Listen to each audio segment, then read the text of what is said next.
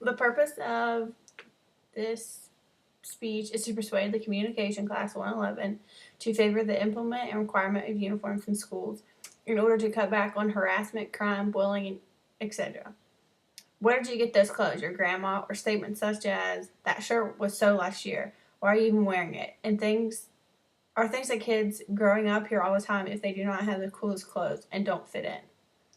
These are things that not everyone had to deal with growing up because since then, times have changed and it matters to younger generations attending high school or even middle schools to look the coolest and have the most expensive and newest attire. Those statements to some may be considered verbal abuse or harassment because they cannot afford it and are the ones being teased constantly. This problem could be eliminated with one simple change. I'm not saying that every school in every state should have uniforms. For example, I think that once you reach an age that you don't break down in tears with a fashion crisis just because you can't find your favorite pair of jeans, you should be given the freedom of what you wear to school or even to your work environment. Once you mature, you should be able to make the choice yourself and know that teasing or bullying others because they don't have the coolest clothes is not acceptable. I'm not here to tell you that every school should have uniforms. Instead, I would like to discuss how using uniforms in school could make a better, more focused learning environment for students. Uniforms for the longest time have been thought of and seen as Catholic school thing, or those just for rich kids. However, in the 1980s, all of that stereotyping started changing. In the 1980s, public schools were often being compared unfavorably to Catholic schools. The only major difference was the integration of religions and the use of school uniforms in the learning environment. The curriculum, teaching, and learning was the same, but since they had uniforms, they thought of themselves to be superior to the other schools. It was at the time that school uniforms started popping up in public schools in urban areas around the country. By doing this, it showed that Catholic schools were not the only ones that could have a good education. It also was a time that really changed schools. It provided the atmosphere of uniformity, pride, loyalty, and equality among the student population.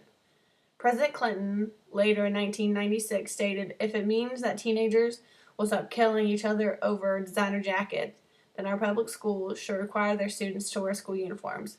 He has since touted that idea during speeches around the country, emphasizing that we must get violence out of our schools and we must put discipline and learning back in our schools. And school uniforms is a way of doing that. As a part of his efforts, the Department of Education distributed a manual to all of the nation's 16,000 school districts with suggestions on how to make school uniforms mandatory and review several model programs currently in place in our public schools. By having uniforms implemented into school systems, it assists in restoring order to unruly classrooms to foster more adherence to discipline, improve self-esteem among the student population, and it invokes a higher feeling of school pride.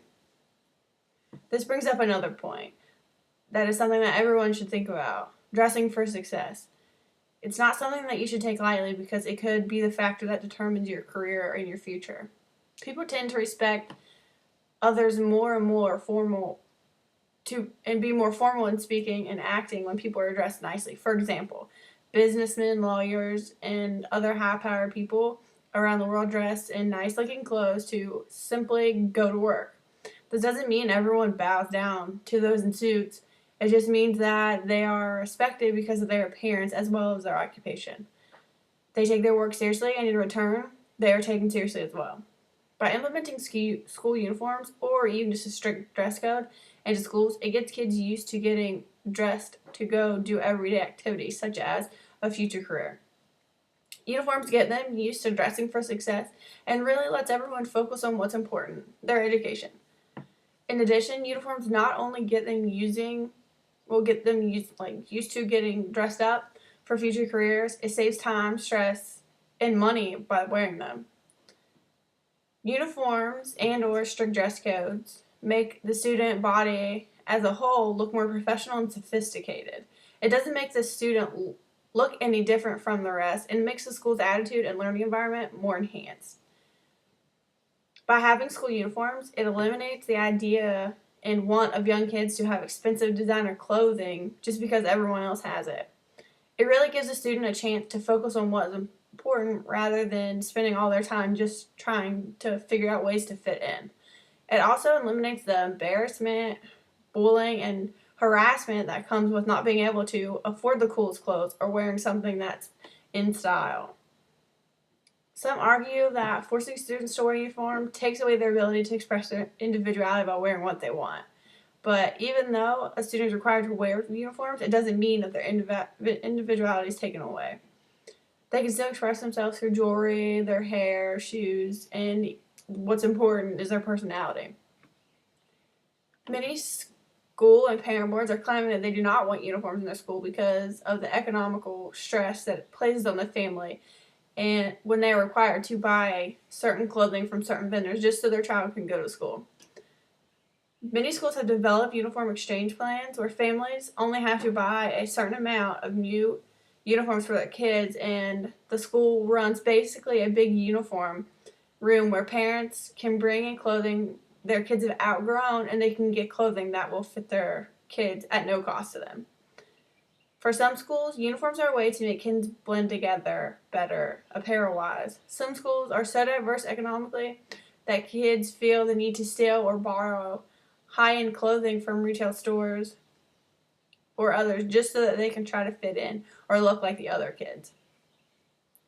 Now that I have touched base on some of the pros, I'm going to mention a few cons just so I can keep an open mind and not try to come off as biased. Some schools argue that to enforce uniforms is a quite difficult task in some larger public and private schools. Some schools have even gone as far to say that uniforms violate a student's right to freedom of expression and that students dressed in uniforms tend to be targets for bullies from other schools. Virginia Draw, assistant professor of Youngstown State University, reviewed attendance, graduation, and proficiency pass rates at 64 public schools in Ohio. Her final analysis surprised her. I really went into this thinking uniforms don't make a difference, but I came away seeing that they do. At least at these schools, they do. I was absolutely floored. Draw study concluded that those schools with uniform policies improved attendance, graduation, and suspension rates.